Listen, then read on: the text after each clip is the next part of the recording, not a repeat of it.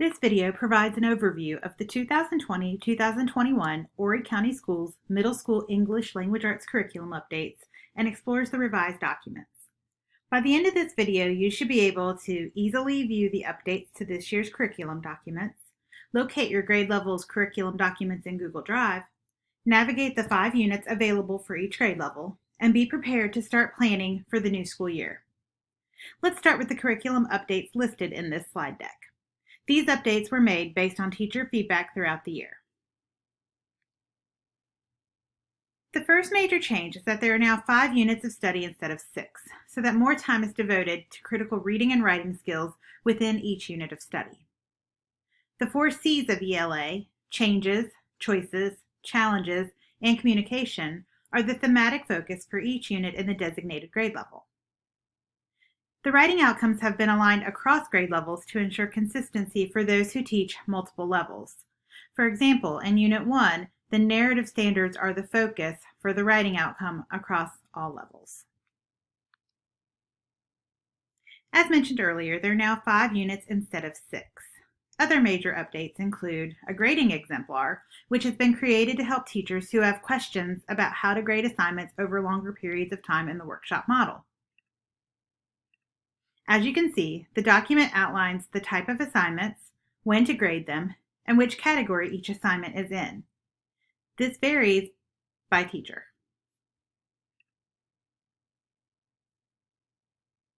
The team updated the grade level text sets for you to share with ELA teachers who may want to get a jump start on reading new text.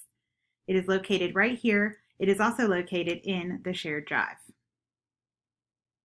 The instructional guidance column is new to our maps this year, and we will look at this feature when we get into the shared drive. Common assessments have been created in performance matters for teachers to administer during a 2-week window at the end of each unit. Modified common assessments and modified writing outcomes have been created for students needing these accommodations. We'll explore these a little later. The profile of South Carolina graduate competencies developed at the state level have been embedded in the weekly learning targets, which are located in the instructional guidance column. TDA pre- and post-assessments have been created for students during Units 2 and 4. This document explains the process and provides the prompts the students will be addressing. The TDA pre-assessment will be administered at the beginning of the unit. Teachers will then spend time with students in small groups revising the TDA based on student weaknesses. The pre-assessment will then become the student writing outcome for Unit 2. These are differentiated for grade level and honors based on the anchor text. So the teachers have pulled excerpts from the anchor text, and students will be analyzing those in the prompts provided. The TDA post-assessment is going to be administered toward the end of the unit as a standalone assessment for students to demonstrate mastery of the skills taught in the unit. The post-assessment will be assessed using the SC Ready rubric. These are cold reads, and all levels will use the same one, much like they would see on SC Ready. Where applicable, there are released items and student samples to help when modeling and grading. The same thing occurs in Unit 4. Because this is the argumentative unit and students will be writing a research paper, there may be 3 writing assignments: the TDA pre-assessment with all of its revisions, the post-assessment as the standalone assessment, and the research paper.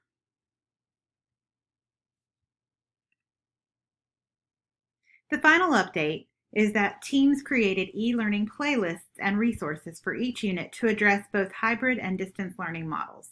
A separate screencast has been created, and we'll explain this in better detail.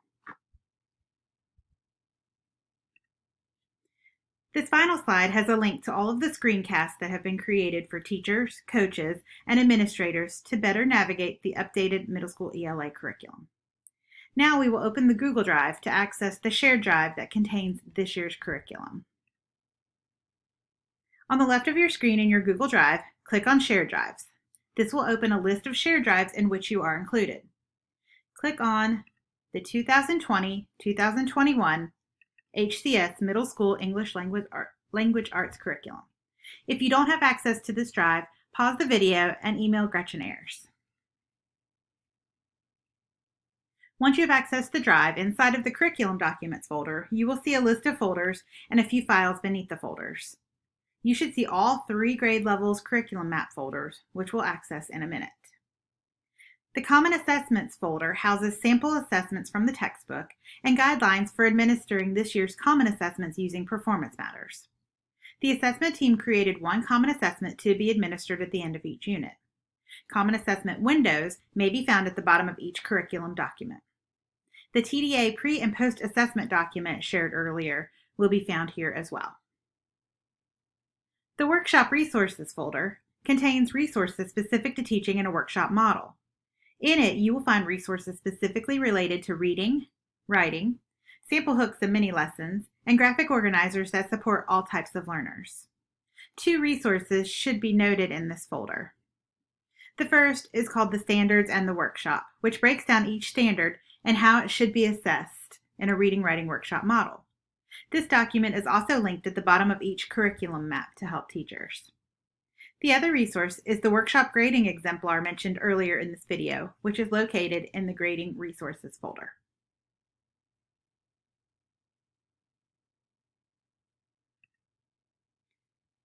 The General Resources folder contains a multitude of resources for students needing special education and/or EL accommodations. Blended learning lessons and performance tasks can be found in the Technology Resources folder, also located in this major resources folder. Inside the Sample e-learning agenda and task list folder, you will find many different daily and weekly customizable virtual agendas and task lists to suit your needs and the needs of your students. Simply make a copy of the resource prior to editing. There are additional documents contained in the main curriculum folder as well. The HCS MS ELA Course Scope and Sequence provides the rationale for the middle level course scope and sequence. You may choose to use portions of this material in the course syllabus you provide your students and parents at the beginning of the year. A copy of the 2015 South Carolina College and Career Ready Standards and the glossary of terms used in the standards is also available in the main folder. Teachers can also find a blank planning calendar to use for planning their 5 units of study, as well as the revised student calendar. Okay, let's look through the consensus maps. I'll be navigating the 7th grade maps, but know that all grade level maps look the same and contain the same features. Inside each grade level folder, you will find folders for grade level maps, honors maps, and accelerated maps. A table of contents has been created for each grade level folder that lists the titles of each document, as well as the folder in which it is included, and there's a link to each document for convenience. A copy of the grade level specific standards has been included in this folder as well. The year-long calendar plots out the beginning and end of each unit in a color-coded format so you can quickly spot check your pacing. There are tabs at the bottom of the page for grade level, honors, and accelerated courses. Clicking the unit title will take you directly to the unit consensus map. Note that the middle school approved novel list did not change over the summer, but a copy of it is contained in the folder here as well if necessary. The standards checklist has been revised to reflect the standards of each unit in terms of whether they are focus standards for the unit or enduring standards, which are repeated standards that support the focus standards. You will see this document appear on every consensus map unique to each grade level. The document is designed to be used as a checklist throughout the year to ensure coverage of all standards. When you open the document for the first time, simply make a copy for yourself, then track your standards coverage all year. This document is linked on the first page of each map, and there's a tab for each unit at the bottom. Standards that appear in green are making their first appearance on the maps, and standards in yellow are repeat standards. There is a folder in each grade level folder that contains the unit writing outcomes, but these are also easily accessed within the consensus maps as you navigate each unit. The resources folder contains text-specific resources, which are also linked on the maps. You should not have to go into these folders unless you are unable to access the links on the maps. The 2 documents in the syllabi folder can be used as a template for your course syllabus. One is a traditional syllabus, while the other is a student-friendly brochure. Both should be edited to reflect each teacher's individual course expectations and information. The folder titled Sample e-Learning Templates that is contained in each grade level contains playlists for each unit, should we be working in a hybrid or full distance learning environment. A separate screencast will share the specifics of these e-learning resources.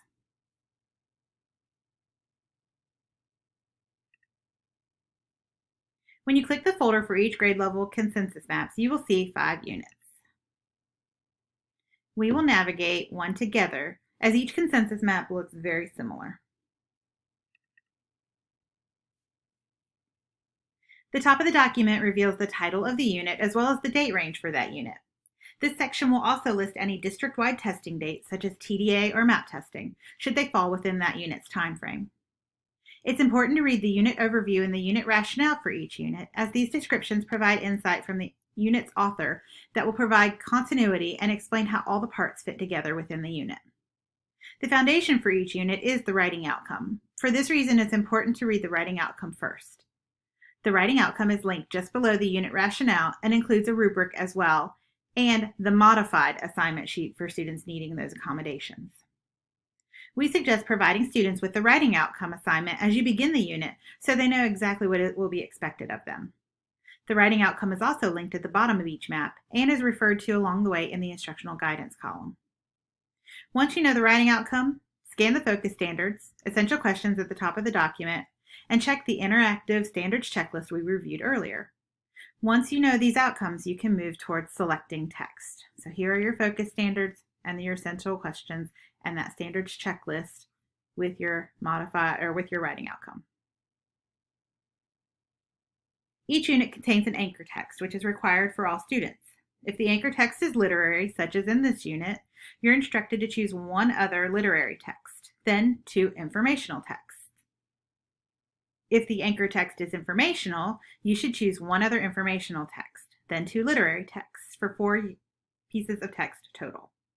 Many units also offer non-print recommendations to support the anchor text. The column labeled Connection to Writing Outcome has been revised this year to provide text-specific excerpts or examples of author's craft reflected in the focus standards listed at the top of the curriculum map. The last column, titled Instructional Guidance, is new to this year's curriculum maps and modeled after our State Department's resources. The outline of suggested lessons and resources are recommendations to help teachers when planning. On all maps, the week is listed, then the learning targets for that week, and then the suggested resources and mini lesson ideas. Each week also includes whether it is a reading or writing workshop focus. Please note that the instructional sequence and resources are suggestions, and that teachers should feel comfortable using their own resources when necessary. There are a lot of great and wonderful ideas, strategies, and resources listed in this column to support the excerpts pulled in the writing outcome column. At the very end of each unit map, you will find links to the unit assessment resources, map resources, and SC Ready quick links for teachers. Under additional resources, you will find suggestions for accessible text, HCS grammar and vocabulary resources, and digital content guidelines. At the top right corner of each page of the document, you will see a feedback link. This link takes you to a Google form where you can provide Gretchen and the curriculum team with feedback on the unit or the assessments in that unit. We're looking forward to seeing all teachers in Horry County Schools use the updated curriculum maps, and we can't wait to see how our students grow from the work that the team has done a great job revising over the summer.